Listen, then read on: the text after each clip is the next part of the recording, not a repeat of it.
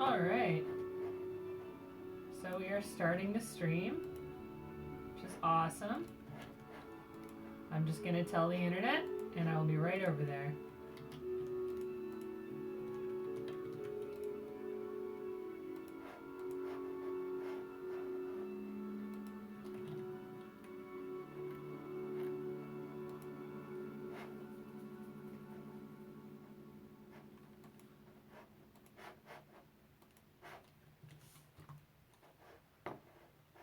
Okay, popping out the chat so I can see it.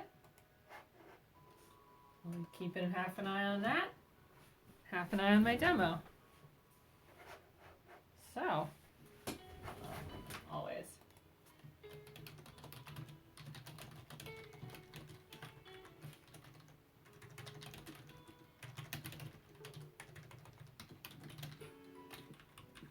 Oh, typing.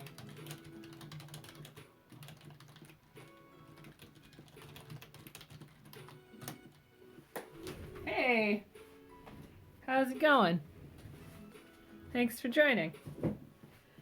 So, yeah, I have a friend who has been teaching herself a whole lot of awesome art stuff, which is my jam. And she asked me about color theory. So I wanted to do a little bit of a talk on color theory. Hey, thank you both for joining. I'm doing good tonight. I got out and about a whole lot today. Saw a whole lot of grocery stores, and that was pretty good for me, actually. So I'm feeling a little bit tired and ready to do something sitting at a table. All right, we'll start with this brush. So this is my watercolor kit. It's, as you can see, it's not fancy, but one of the things that I've done with it is I've organized it, the top two rows, into a bit of a sort of a color wheel. And then the bottom row is neutrals, and then this is really a neutral, but I had to put it somewhere. So when I say color wheel, how do people feel about that? Has anybody seen a color wheel before? It's normally in a wheel shape. But what it generally is the gradient of colors. So if we have yellow, the next thing to yellow is orange, because you can mix orange from yellow. You actually mix orange from yellow and red. So from orange we go to red, purple, blue, through that sort of blue-green zone into green, and back to yellow. Again, we're ignoring this one. And I'll explain neutrals maybe in a later video. But what I wanted to do is pare this down. Most people don't have this many paints, this many options. Like I've got 3 yellows here, and then I've got, let's say, 2 oranges and 3 reds, 4 blues, 2 greens. That's a lot of options. The color wheel is a way for us to sort of plot all those options, understand how they relate to each other. To do that, I'm going to pare it way down. I'm going to pick 1 yellow, 1 red, and 1 blue to work with. And the reason I'm picking those 3 colors is that they're the primary colors. So, let me just get in here and wedge these sticky paints out. I'm going to try and pick ones towards the middle. I'm going to pick this yellow. It's lemon yellow hue. I'm going to put it on my plate. I'm going to pick this red, which I believe is Cadmium Red Dark. And I'm going to pick this blue, which is Cobalt Blue. And then I'm going to put the rest of these paints away for now. Just slide them around too much. So I've got these 3 colors. I'm going to make a little triangle. We'll do it the same way we had it before. So you guys can see those 3 paints. It's definitely going to take a little post-processing to make the light on these look super good, but let me see if I can add a little bit more light.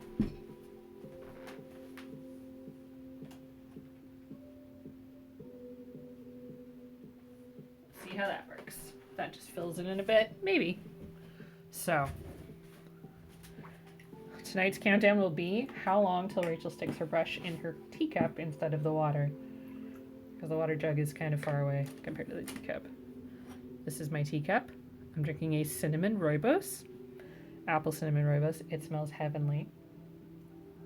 I figured I earned a hot cup of tea after marching around in the cold all day. So, I've pre-wet these. These are dry pans. So they're pretty ready to go. But let's let's get in there. I'm going to take a neutral color real quick and I'm going to draw a really, really loose wheel. So let's grab a piece of tape. Do ye old thing. Yeah, it is. I'm excited to share that moment with everybody. All right, we have very nice wheel. It's pretty light gray. So a lot of what I learned from color theory, I learned doing art school twice, which is a great way to learn a lot about art theory. If that's not something that you have planned, one of the best resources I found is the book Color and Light by James Gurney, and I will definitely also be parroting a lot of what he says and showing you sort of how I understand it. So what I'm going to do right now is I'm going to just put these at the 3 points of my wheel. We're going to do a red, blue, yellow primary wheel because that's sort of how most paint and paint understanding works. You can get more advanced. So if you find something else, I wasn't wrong, they aren't wrong. There's just multiple ways to understand this stuff. So I'm just making a swatch, nice bright yellow swatch. And then I'm really going to clean the heck out of my brush because I want to keep these colors as good as possible. And one way that I do that, I'm just going to move the camera for just a second. Oh, there's the tea, a whole bunch of garbage, by which I mean Kleenex. So this is a 2 tub, like a split tub. On the left, I'm going to keep the water fairly clean. On the right is where I clean my brush. And this is going to turn a horrible mud color. And then when I've cleaned it, I give it a wipe in here. Real gentle, and that way there's no dirty water residue on the brush. That's really key. All right, back in the stand. Sorry if it's going to be a little wobbly for a second. Settles back down. Nice. Okay. So whenever I clean, 2 stages. Obsessively. Especially because not all pigments have the same level of power. A tiny amount of one pigment could totally overpower another. We're going to get into that. Let's grab this Cobalt. This is one of my favorite blues. Might have to redo this video with daylight, eh? But that's okay. We'll go over the theory now and then maybe someday I'll redo it. Or just scan the, maybe I'll scan the color wheel. Alright. So I'm currently in a nice opaque area of watercolor, so I'm really scrubbing up a bunch of pigment. Getting my brush as clean as I can. Getting some of this red. So I'm pretty sure this is a Cadmium Red Dark.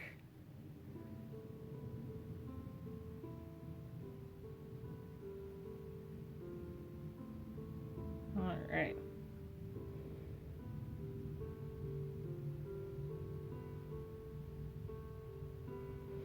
So we've plotted the, main elements of a color wheel. Nothing too fancy. These are what I would call the anchors. They're the primary colors. The reason we call them the primaries is because you can mix anything you want from them. Kind of.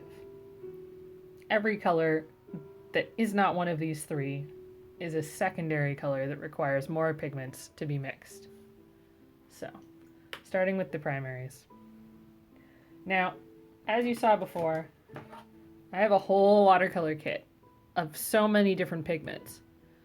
We will come back to that either tonight or in a later video. I'm going to stick with these 3 pigments right now to show you some stuff about mixing. So, fun stuff. Let's take it back to primary school and mix some real basic secondaries. Those colors that have a little bit of 2 primaries in them. So let's use some yellow. I'm going to mix on the plate for you, hoping this will be a better way to share the palette. So I've got a spot of yellow. I'm going to mix an orange. I'm going to try and mix an orange that's halfway between yellow and red. So if I have that much yellow, if I add that much red, we're going to get something real exciting. So again, I'm going to sort of just hold that, scoop up a bunch of red. Right? So if I combine these 2 together, let's see what happens. I'm gonna add a little water just to make mixing easier. All right, we still have red. And this is because when you're talking about the pigments, the chemical structures that make up how we perceive color in this paint, not all pigments are made the same. They are not made from the same things, obviously. Especially something like a lemon yellow hue is a synthetic pigment. The cadmium red dark is not. It's made from from the ground pigments, and thus the cadmium red is going to beat the heck out of the lemon yellow. So what we have to do is put down that yellow and take a very small amount of red and start to work it in slowly to find that orange we're looking for. All right, see how we're starting to come along? Let's see if I can do anything with that light. Crack. All right. So we're starting to get an orange. Now you can always test on your page.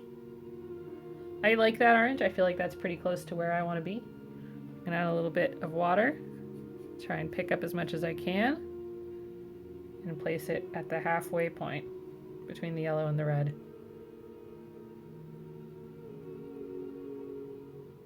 Now I'm not getting that as dark as I want. I'm gonna have to mix a little bit more. It's always going to be a fun challenge to mix the same color twice. But right now we're working with 2 pigment mixes, so you've got the best odds you're gonna get. So again, really take up as much yellow as I can, pop it down, and then work in the red slowly.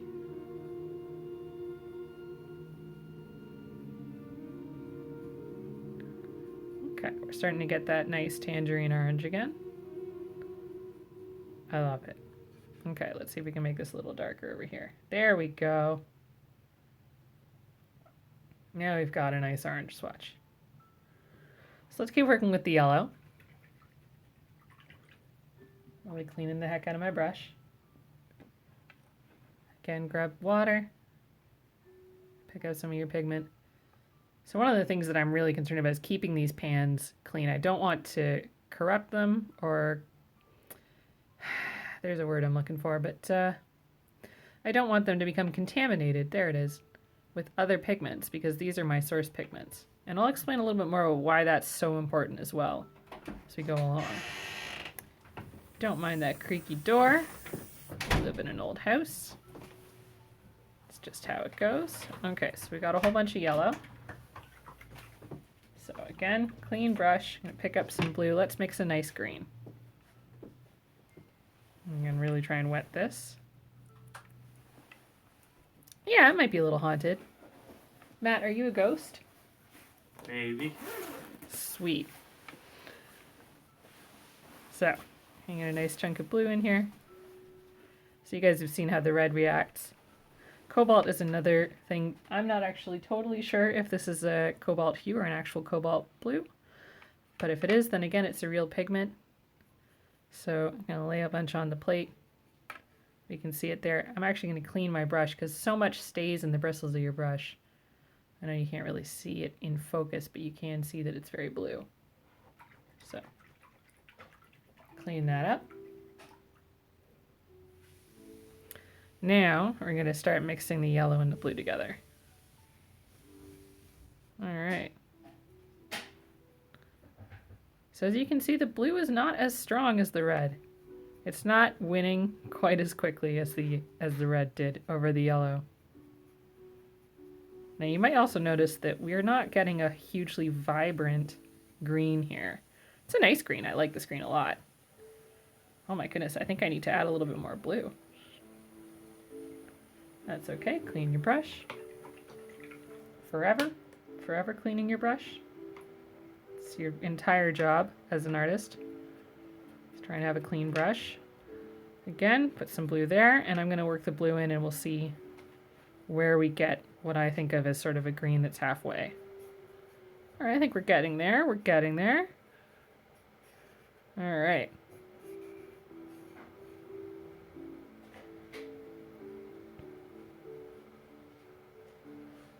So if you look at the color wheel and you look at the yellow and the blue and the red, they're very, very vibrant. There's no confusion over what that color is, right? If we look at that orange, ooh, it looks pretty good. It looks pretty dang good, right? If we look at this green, ooh, we're getting kind of gray here. So that's one of those things we want to keep tracking as well. And that's saturation. So I'm not really sure how comfortable everybody is with color theory already. I'm being really basic to start. It's not because I think you're dumb. It's just some people haven't encountered this stuff before or haven't had it in words. Especially if you're a self-taught artist, it can be really easy to understand the concept but not have the words for it. But 8 years of art school will give you a whole bunch of words. Okay, so we've got a green. So what's left? That makes a nice purple. Did I just get paint on my face? Yes. Is it a problem? No, you can't see my face. So, I'm taking as much clean water. And if you drip water on your page, it's not a big deal. Just use your brush to sop it up. You know, dry your brush on a paper towel and then use it to absorb whatever excess water you've put on your page. You can also just use a paper towel, but I'm holding a brush, so here we all are. All right. So let's get as much blue as we can.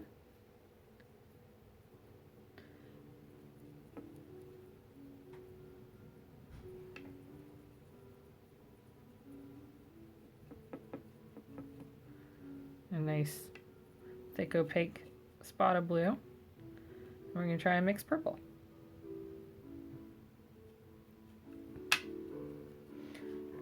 Again, make it a clean brush and grab a little bit of red. And I'm just holding these because I don't want to have to stick them down, but maybe in future I will. Again, put it on the plate and then clean your brush and work them together slowly.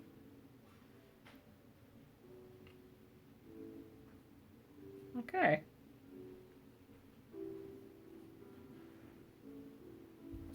Well, good news, everybody. We are getting a purple.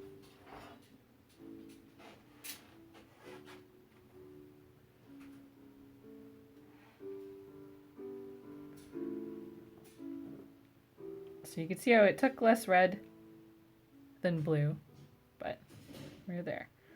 Now, much like the green, if you can sort of see it well, it will dry in just a second and it'll be easier to see the color on the page. But it's not the most vibrant purple. But if we were just going to quickly talk about primaries and secondaries, they've done pretty good. Okay, so I'm going to, again, grab that neutral. And I'm going to do some illustrative lines quickly.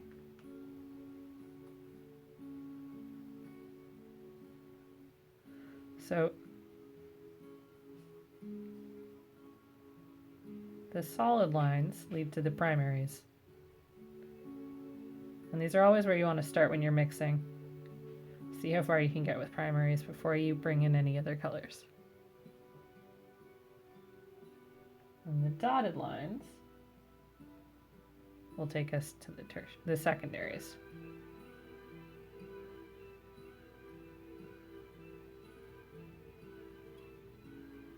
Confusingly, there are also tertiaries. I'm going to show you some of those in just a second.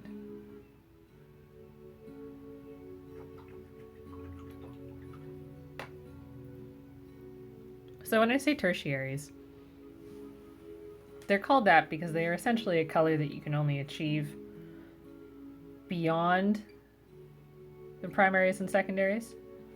And the easiest one on our plate right now to mix is going to be red-orange. So, clean brush, grab a little bit more red. I'm going to start bringing it into the orange we already mixed, which we can just reactivate with some water. Now you can see we're getting a much darker, redder orange. Just lay that in there. Or we'll mix more because it isn't opaque enough.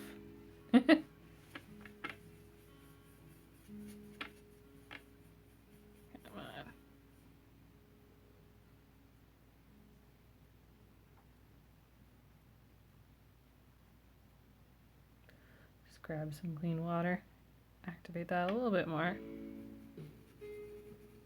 Here we go.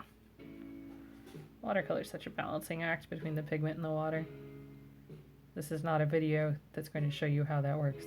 I am not a master. So as you can see, we've generated an orange that falls between the middle ground between red and yellow and red. And that's red-orange.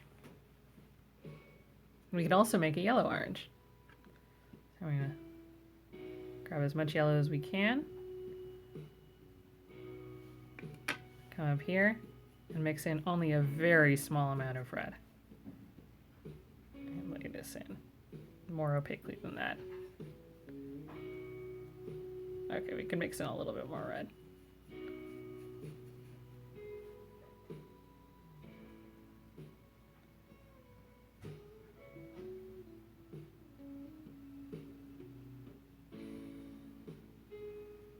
So if you're just starting with a new material, whether it's watercolor or gouache or oil paint or acrylic or however you're going to be making your images, I definitely recommend doing some of these mixing exercises. They're not thrilling, but they teach you a lot about how your paint works.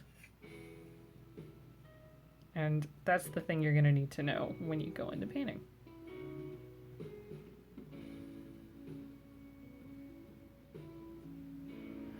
All right. So there are secondaries for every other color, and here we go. Let's get a yellow green. That worked out real well.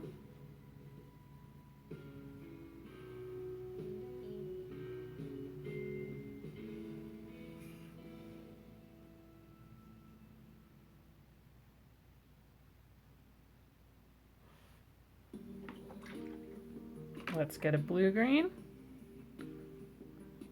If you notice, I'm adding the most water to the cobalt. That's another fun thing about pigments. They sit in the binder, they sit in the water differently. I swear to God, some of these paints are absorbent, like a sponge. It's also dry in here because it's winter and the heat's on.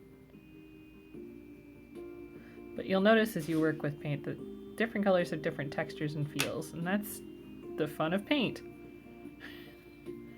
And why you want to work with the paints that you're intending to work with long term right off the bat.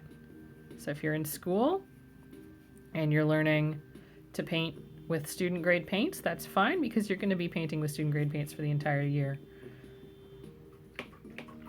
If you have a big project and you bought yourself some fancy new paints to use for it, you want to just start using those fancy new paints. You don't want to wait around because you're going to end up practicing with cheaper paints or older paints or just different paints. And then when you sit down to use the good ones, you're going to realize you don't know how they work. Because unfortunately, between brands, between specific pigments, things can really change.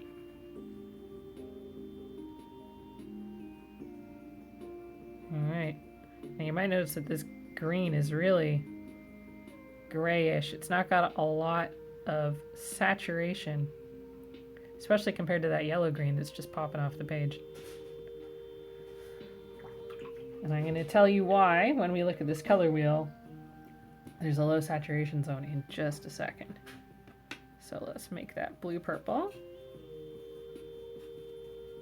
Sometimes I think of it as a periwinkle, right? Or a royal violet, blah, blah.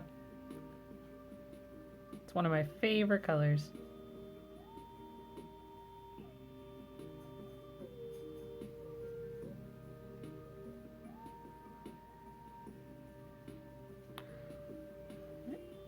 And then let's make a red purple.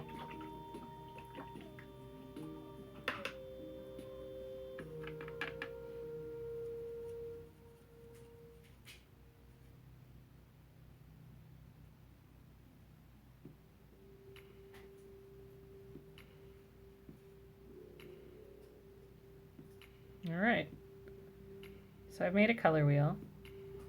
This color wheel is only worried at this point. The only infographic we're getting out of it is we're getting the hue. And when I talk about hue, I mean the word, is it red? Is it yellow? Is it blue? Is it green? Is it orange? Is it purple? We're not talking about the value, which is how light it is or how dark it is, from white all the way to black. And we're not talking about the saturation yet. There's no information about the saturation in this graphic, right? This is just for the purposes of tracking hue. So again, if you have had a chance to sit down with your paints or whatever medium you're using, taking the time to make just this color wheel. This is the simple starter color wheel. You've got your primaries, you've got your secondaries on the dotted line, and then without lines, you've got your tertiaries. Mixing these colors, figuring out how you're going to achieve these colors with your media is going to be the strongest start you can give yourself. And I really recommend doing it. One of the things that you're probably noticing is that there is a difference in value and a difference in saturation in these colors. And like that's exactly accurate. That is completely true. That is the way that they are. We're going to talk about how that's affected your paint in a second. I'm going to let the wet paint dry so that you guys can see the hue accurately on the video. So I'm wondering if anybody has any quick questions or if anybody wanted to talk about what they're using right now, if they're working with paint at all in the chat. I'd love to know what you're doing, what brand you've got, if you happen to know what colors you have, if they've got names on them. Be interested how much that carries over between media and also how little it does. I can have a cadmium red in a lot of different kinds of paints, but I might find that the greens and blues can get real complicated.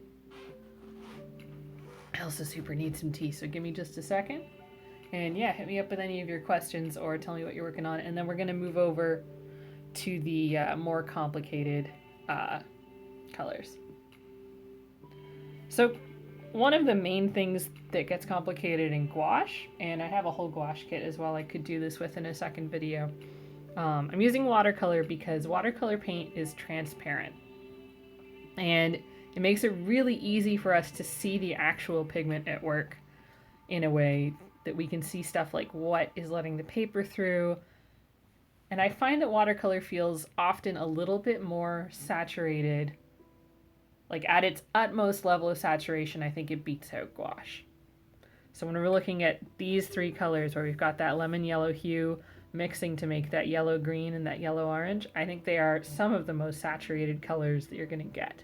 They literally, I don't know if it's on the video really reading the same way, but they just come screaming off the page. But the other thing with gouache, it's opaque. Right? Watercolor is transparent and gouache is opaque. It achieves that opacity by having a filler in it. Saturated has nothing to do with transparency or opacity. And watercolor has different levels of saturation, and I will get into saturation in just a second. I'm going to let this dry and then we're going to do a saturation wheel. So saturation varies between your colors and between your mixes, no matter what medium you're using. Transparent and opaque are two ends, and transparent means that you can see the paper through the pigment. Opaque means that it will cover up whatever is underneath. So gouache, all of the gouache paints you have are opaque. That's the appeal of gouache. That means, however, that there's a filler in there that makes them opaque. And I think one of the main things that filler does is it makes it a little unpredictable if you're going to get a light color or a dark color when you mix things. It makes it a little unpredictable if your color is going to dry lighter or darker than it looks when it's wet. And that filler, I believe, takes the saturation down a bit. Now, I've seen some pretty gorgeous, really bright gouache colors. So there's still a wonderful range of saturation, range of brightness in a gouache like spectrum in terms of what you can get in a gouache kit. Just like there's a range in a watercolor kit, an oil paint kit, an acrylic kit. But I don't think you can get quite as intense with the saturation as you do with watercolor. Watercolor really, really does something exciting to light. However, watercolor is infuriatingly difficult to use. And I love it and I use it a lot. So I feel qualified to say that. But I think it's going to work well for this because I have such a big palette and I am so familiar with it. I'm going to walk you through a bunch of stuff. I think I can predict what's going to happen. So the next thing we're going to talk about is saturation. And the lighting situation here isn't amazing for dealing with saturation. But I'm gonna... it's not amazing for its stability either. If you buy your lamps from IKEA and then you have them for 10 years, you know, you've essentially taken this risk in your own hands. But let's bring this down, see if I can really light this page so you can see all the colors well. Okay. It's probably the best we're gonna get. Sorry about that exciting moment. So, yeah, it really was. That lamp took no shit. So, when I'm talking about saturation, if any of you have ever played with like a color slider in Photoshop or when you're picking colors for the web and you can take red from 0 to 100%, that 100% red is maximum saturation red. So what we're getting here is a red pigment. And I'm using just that pigment. It's a pure swatch of my dark cadmium red. But I don't think it's the most red can ever be. I think we're approaching the most yellow can ever be here. I think this lemon yellow is about as bright as lemon yellow is ever going to get in terms of saturation, right? And so when we see things beside it, they also seem very saturated, right? This yellow green is very saturated. I don't know if it's like as saturated as possible. We're going to end up in like a neon zone if we push it farther, but it's not impossible that it could be up at that upper end. So when we're looking at saturation, this is the highest saturation, I think, on this wheel. So when I say that this red isn't the reddest red that it could ever be, I mean from zero, which is gray, neutral gray, to neon, right? Just the most intense red that you could possibly produce.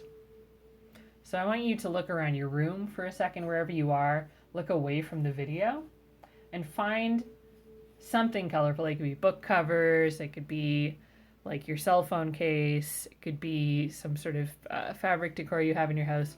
Try and find the most saturated color. The color that strikes you as having the highest saturation or feels the brightest. And then compare it to things around it. Which of them are closer to gray? Which of them are closer to a neon? Taking a second to sort of feel that out is really helpful. And that's something where like, I could also do a video like this in Photoshop where we bring in example images. But I like doing it with paint right now and I'm going to show you why. Because paint manages saturation in a pretty predictable way. It's not perfect, but it's getting there. This is super saturated and this is less saturated. These are going to become less saturated as they get closer, right? I would argue that this beautiful yellow orange is closer to neon than this red orange. It's still pretty bright. But let's leave the red alone and let's compare to the blue. So Cobalt Blue is one of my favorite blues. I love it. I absolutely love it. It's one of my favorite colors. It is not the most saturated of blues. And I'm going to quickly prove that to you. I'm going to grab my watercolor kit and bring it over. So I've got a few blue colors. I'm just going to quickly show you some swatches just on the bottom of the page in these blue colors. So I've got Ultramarine Blue. Ultramarine Blue, it's one of our oldest blues. It's really lovely. It's a wonderful color. They now often make it synthetically.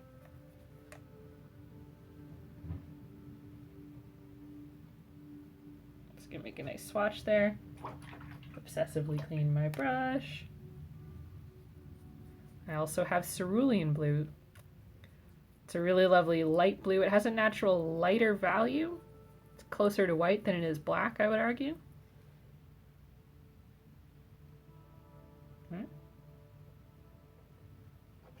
And I'm going to grab Phthalo Blue. Phthalo blue is very close to green. Very close to blue-green. Really lovely color. Really powerful pigment. Notoriously powerful pigment. Just amazing. So let me get a swatch of that down. Alright, let's give those a second to dry, and then I'll move the light so that they're highlighted well. And we're going to compare them to the blue that I chose to work with for the color wheel, Cobalt Blue. So, if the light will indulge me.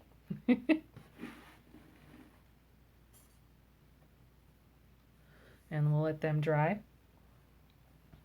So, am I being clear about saturation? It's a pretty confusing concept when I was new to it. It took me a while. So I'm trying to sort of just explain it 1,000 times in as many different ways as I can think. But it's really the difference between gray and neon in terms of that gradient. Which I can actually show you by grabbing... I have black watercolor, which is neutral. Ah, yeah. Yeah, that's a wonderful example. Thank you. If you've ever just adjusted the saturation on your photos, you'll see the colors pop. Let me grab some black. I'm just going to put that there on the plate. And let's just mix in a little bit of that cobalt blue. And I'll make a swatch of that. So in terms of hue, the only hue information in this thing is coming from the cobalt blue paint. Everything else is just neutral black. And I'm not even really making it that much darker. But what it's done is it's killed the saturation. So we'll let that dry. Just let that all dry. You can start to see some of the blues as they dry. Now, saturation is something that you benefit from considering when you're making color images. It's sometimes invisible if you're not looking for it, but it can really make or break an image in terms of helping people feel excited about the image, prioritize parts of the image, set the mood of the image. It has a lot of power. So when we look at the saturation in this wheel, we've got this very saturated area up by the yellow. The red is still on the high saturation end, I just don't think it's the max. But as soon as we start getting in towards this cobalt, the saturation goes down, right? If we look at that green in the middle there, that's no neon green. This one right here. It's just not. It's a nice green. I like it a whole bunch. It's not a bad green, but it's not a high saturation green. And as we go closer to the blue, we're really in this zone. But I think we start to lose the saturation the most in this purple. This is a grayish purple, right? When we think about how bright purple could be. So I want you to keep that in mind. Again, I'm going to just take a tea break while these guys dry so you can see them. And then and I'll clean up my mixing plate, which is always good to do if you are going to be using the same area to mix. Get some of that clean water on your brush and just give it a quick wipe down. See if you can sort of concentrate all your colors into one horrible blob, and then wipe that blob off your plate or palette or what have you. So, and if you think this plate is amazing and you super want one of your own, I got it for $1.50 at the dollar store today in honor of this video. Also, I'm sorry the music is so sinister. I'm experimenting with new background music, and it's really going for its own vibe. We're all having a mystical night learning the deep secrets, arcane lore of color theory. Thank you for joining me. Here, I'll light a candle. Get out my robe. So I'm just using a really absorbent brush right now, and then I'm sort of getting the water out of the brush onto an even more absorbent paper towel. It's just letting me kind of reset my mixing plate. That's true. And yeah, you really want to be able to recognize your yellows. I bet he gives a real big shit. This is all very topical because I've actually most recently been doing watercolors for the King in Yellow RPG. So it's all very much on my mind. I've learned a lot about yellow working on that, I gotta say. Alright, I'm gonna give that just one more wipe with some clean water. Would these dry? My paints are dry, but my page is not. Alright, that's not too bad, eh? Plate's ready to go.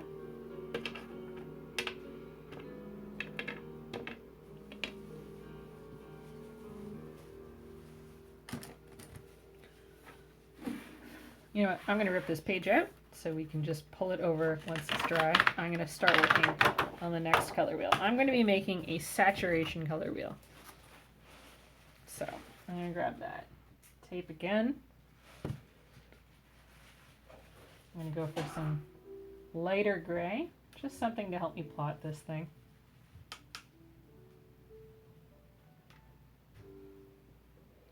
I'm going to put the thing in the center.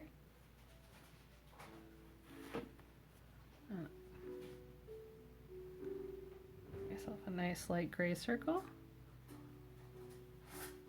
I'm going to make an interior circle too, just to help me sort of get a feel for the gradients of this circle. Nothing too dark. There we are. They probably make great templates I could use for that, but here we are in a world where I have a roll of tape nearby. So,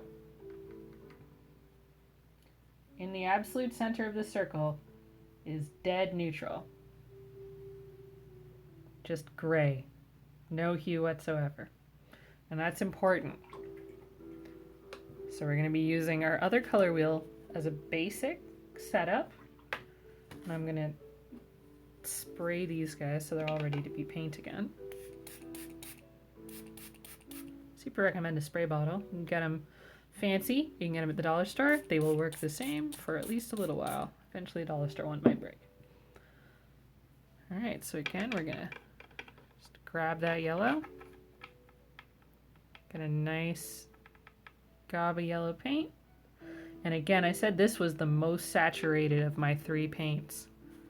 So I'm going to pop it right out. I mean, it's just like an amazing level of saturation. So it's as far away from the neutral center as I can get it, without then probably bumping into the edge on the other sides if we maintain that circle. So we'll grab the red, which I said was still very saturated. I don't think it's max, but... So I'm going to put it just against this line.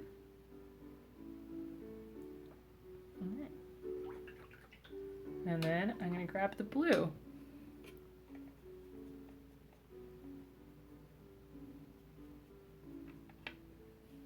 And I said that it was the least saturated, so I'm actually going to put it in here in between these 2 lines. So you can see that this wheel has a little bit more information on it. We're tracking more than just what hue we have in our hands. So now what I'm going to do is I'm going to take these colors, I'm going to put them back in my watercolor kit, and then I'm going to switch that out with the plate. We'll get back to that plate in a minute.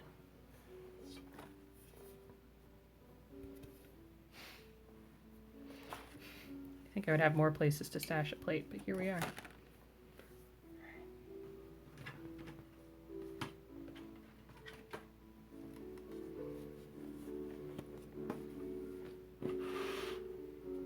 You know what I can do? I can take this off, and then I've got more room to leave this sideways.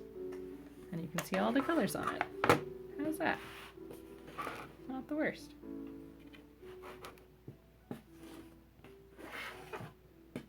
Modular paint tray. So, they're still drying, because that's just how it works. But I think you can see some of these other blues starting to be in there, and I think we can agree that what's going on there and what's going on there are much more intense blues than the cobalt, which is a nice chill blue. This is the cobalt is the blue you get stoned with, and the rest of them are the blue you party with. Blues are pretty intense in general. But Cobalt's lovely. So, Cobalt. Chill blue. Just hangs. Hangs out. Has a nice time. I'm going to start grabbing that phthalo blue, and I'm going to put a much less wet swatch just down here. You can see. Can you see it? Who knows? So this blue is much closer to green. So I'm going to put a swatch of it closer to green, and it is one of my most saturated colors. So I'm going to take it out at the level of the yellow.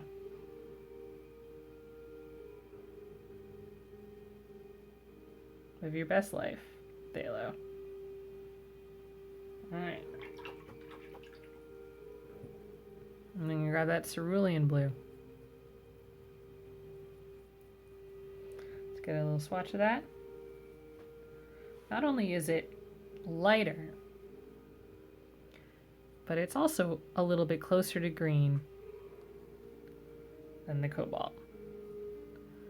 But it's definitely not as saturated as the phthalo. So let's bring it in a bit. Let's set it sort of on the line there. Not too bad. Okay. And then I have my Ultramarine Blue.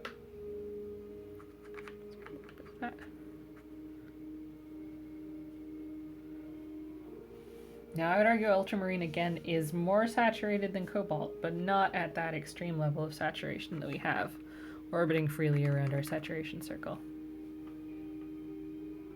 So, I'd also argue that it's purpler. So I'm going to pop it in here. I'd love to give you time to all evaluate these, but I just don't have the lighting for it tonight. I apologize.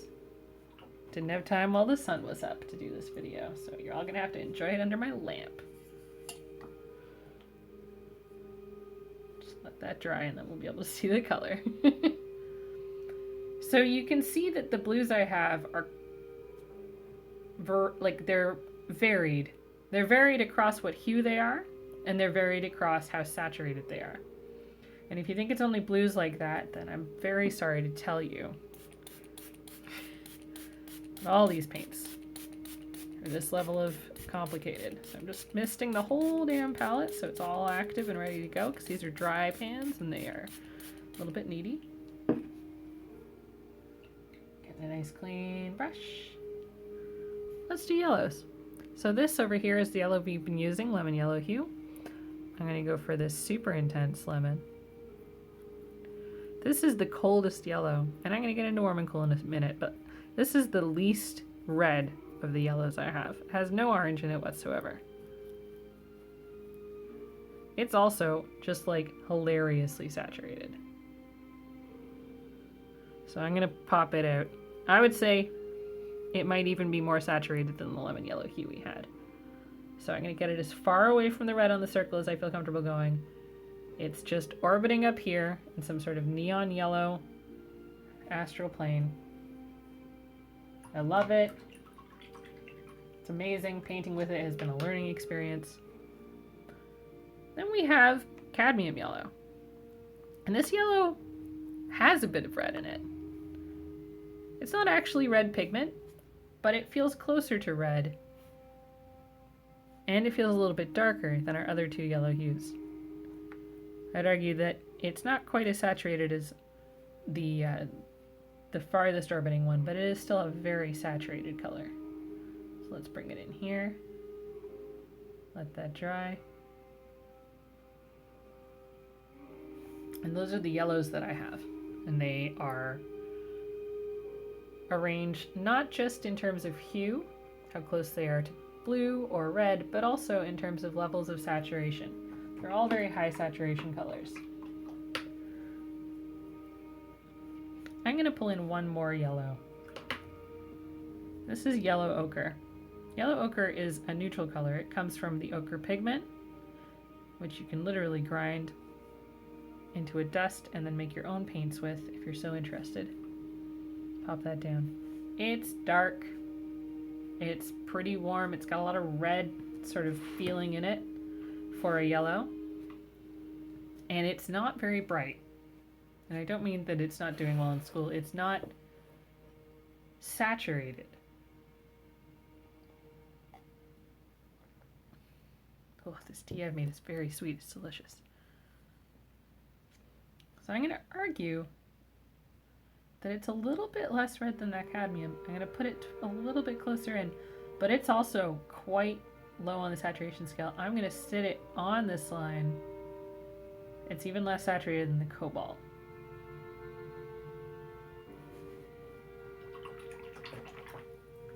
So now I've got 4 yellows on here.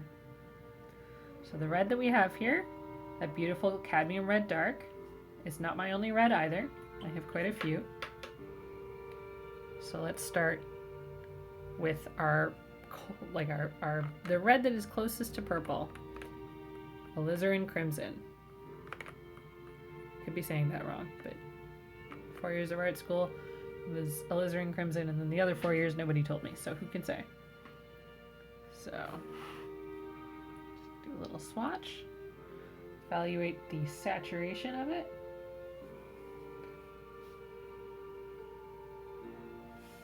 It's pretty saturated. I don't know if it's more saturated than this. I would actually put it a little bit lower.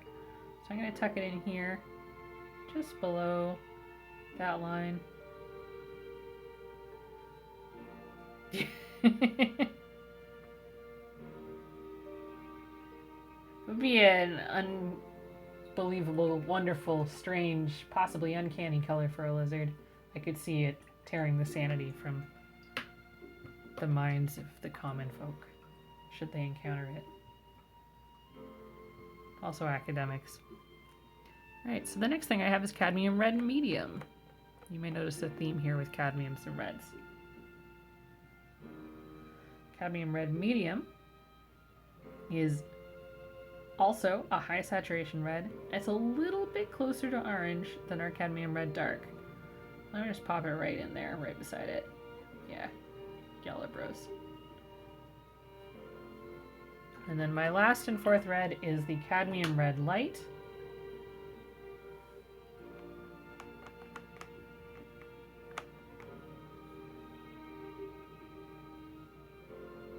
I'm going to argue that this one might be losing a little bit of saturation, but it's definitely closer even to orange than Cadmium Red Medium. In fact, I think we're in the zone where we could call this a red-orange. Let's pull over that color wheel again. You can see the red-orange I mixed, and we can see the Cadmium Red Light, and I think we are just in that red-orange zone. So that's pretty sweet. Alright.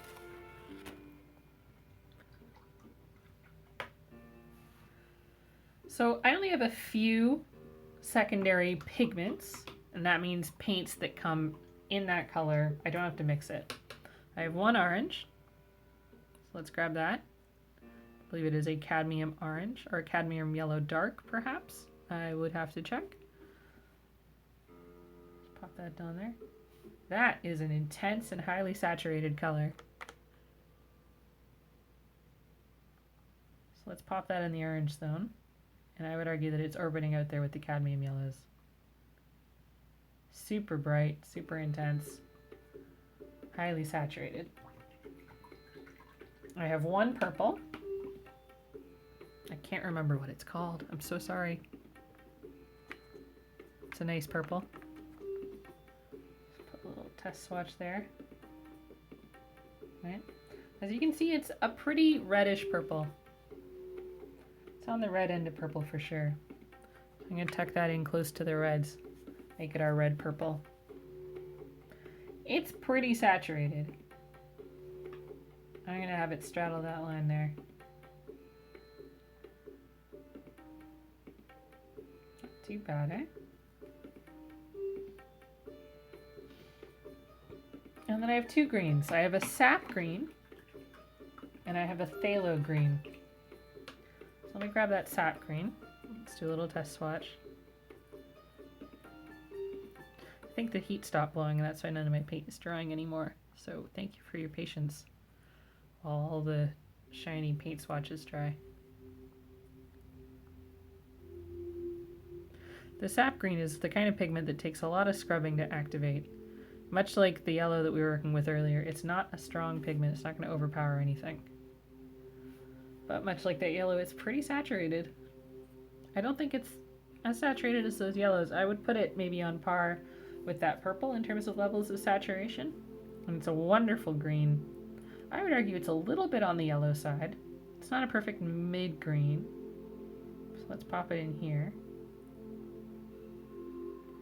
That looks pretty good, eh? Happy little swatch. And then I have this lovely, I think it's called phthalo green.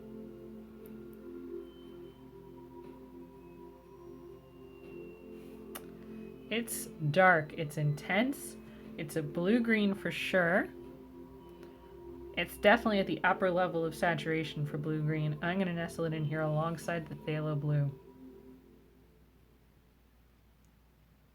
Also going to draw a neutral circle around this so you can tell the difference between the swatches I've included and the swatches I have not. Just a second to get that. Get a nice gray.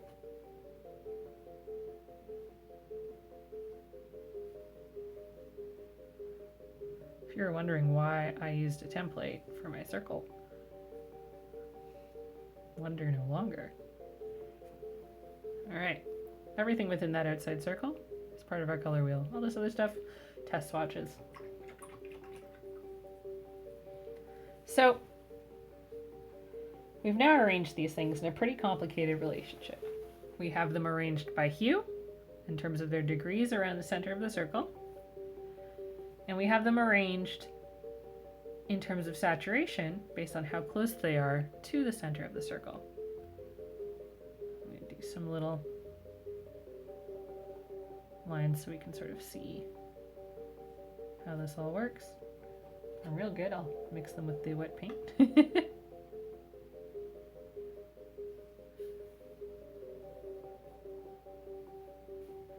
This is just to help us see the degrees of the circle that are operating. All right. So I think this is gonna have to be a two-part video because my recording device is flickering. It's got 15% left. There's still hope.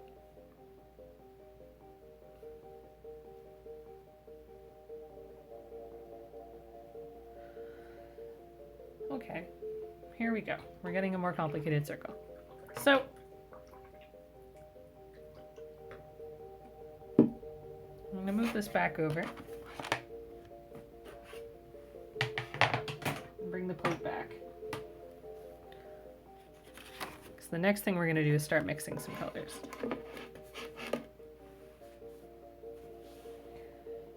If you wanted to make a really vibrant purple, do you think you would enjoy the purple that we made before, which as we discovered was fairly not that saturated, right? It's definitely a purple, but it's not a saturated purple. So we made that with this blue, with Cobalt Blue, and with this red, Cadmium Red Dark. So Cobalt Blue, Cadmium Red Dark. If we want to get a more vibrant and intense purple, there's a few things we can do. We can just find blues that have a higher saturation point, and we can try that. Right? So if we look at the phthalo blue, that's a very high saturation blue. So I put a little bit of that on the plate. And then if we're looking for a high saturation red, we could use this Cadmium Red Light. Actually, let's use the Cadmium Red Medium. It's very nice, highly saturated red. Put a little bit of that on the plate.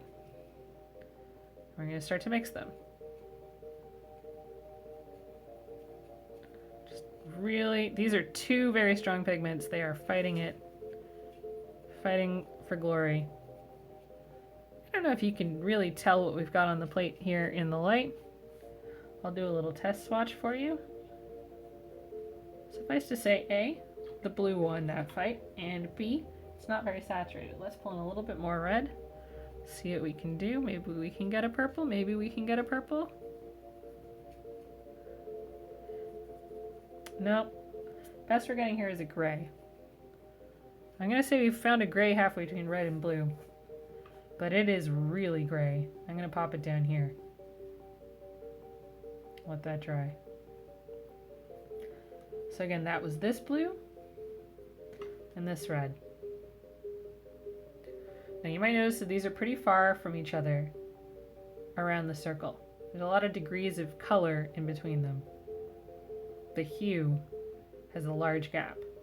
So let's throw that technique of finding really saturated examples of blue and red out the window. Let's come back to the closest blue and the closest red, Alizarin Crimson and Ultramarine Blue. Let's grab that Ultramarine. Let's grab some Alizarin Crimson. Hope you're enjoying this. Thrilling. Alright. Well, the red won that one, so hold on just a second while I get a little bit more blue. Double clean, double clean.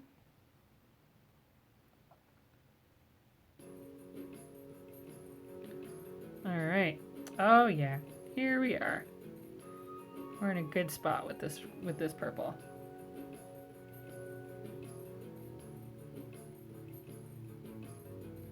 I'm going to pop it just a little bit less saturated than my natural purple pigment. But that's a nice purple. And I do think it is more saturated than the purple we got even with the cobalt.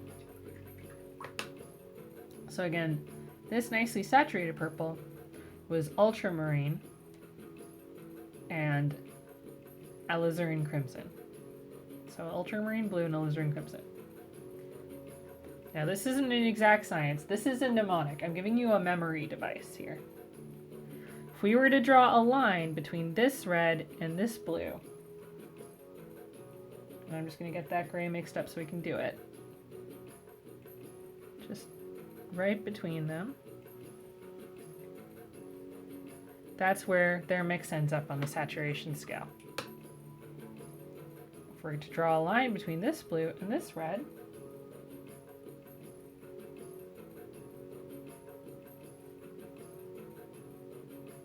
that's where their mix ends up on the scale.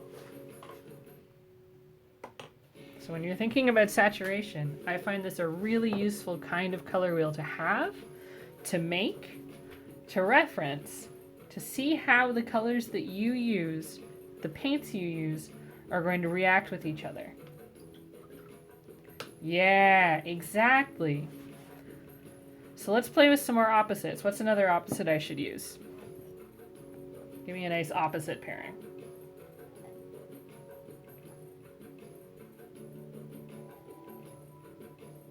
Someone's got to type it, so I will wait a second.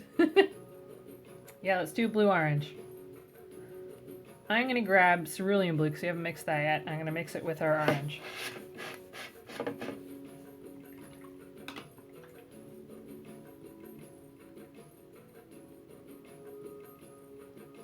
Now, Cerulean Blue is another one of my weaker pigments. I'm going to really scrub it to get myself a nice load of pigment on my brush. And I'm going to take a really tiny amount of that Cadmium Yellow Dark Orange because it's going to be potent. Pop it over there.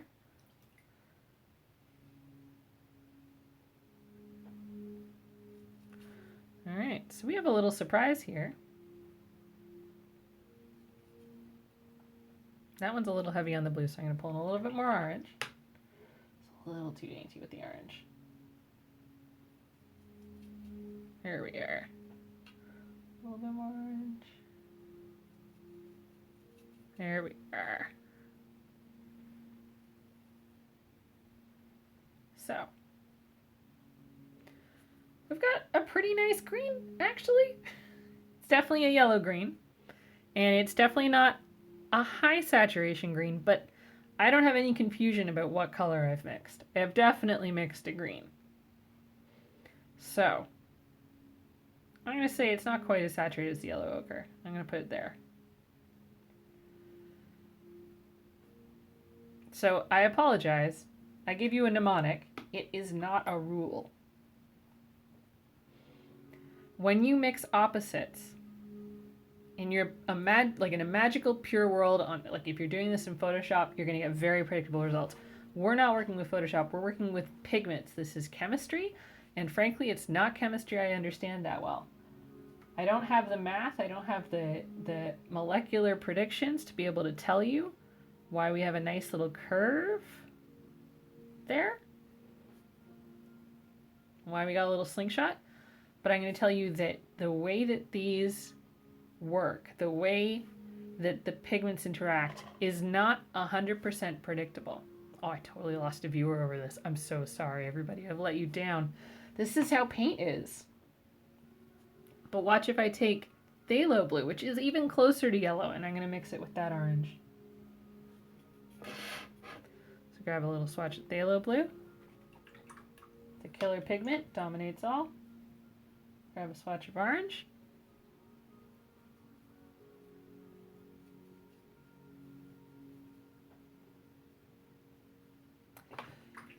It might be. I think we can all agree that that orange is not yellow, though. Like there's no confusion about this being yellow, right? I might not have it in 100% the right spot, but it ain't yellow. Keep adding orange to this till we get what I think of as the middle color.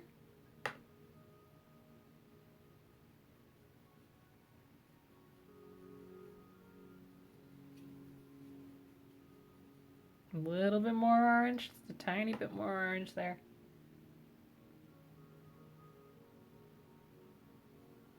Very little can defeat phthalo blue in combat. Here we go. Okay. Pop this guy up there. It's more saturated. Definitely still in that yellow-green zone. So we get a big slingshot effect in with these blues and oranges. Right? So let's let that dry so you can really see those colors. Let's go with the ultramarine and that orange. Let's see what happens when we do that.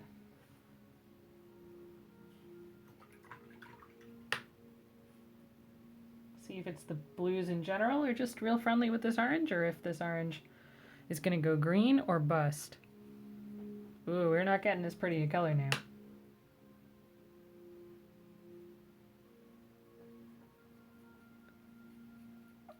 All right, here we are.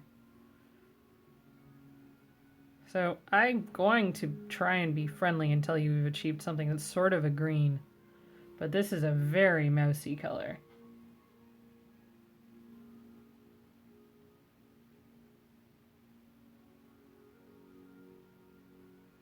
Pop that down. Now, there are alternate ways to arrange a wheel. It's possible that some of them will give you different kinds of relationships. There's one that's proposed by James Gurney that works on cyan, magenta, and yellow, which is a different setup to this wheel. I would be interested to know if that makes it a little bit straighter when we're looking at relationships to these pigments. I haven't tried it. It's something I could experiment with in a later video. It'd be pretty fun. But let's go in. Let's try that yellow and that purple. So this is our super lemon yellow. Lemon yellow from beyond the realms of saturation. And then this is a very nice sort of red purple.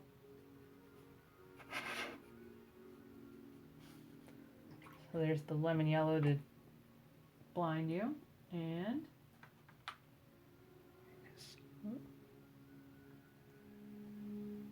purple. And now try and combine them.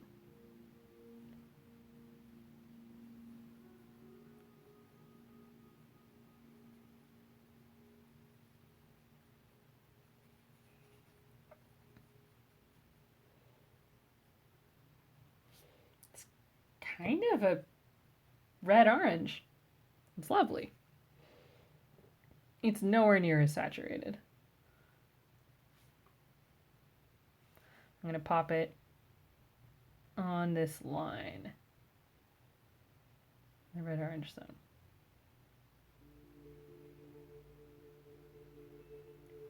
here we are getting, again, a little bit of a slingshot.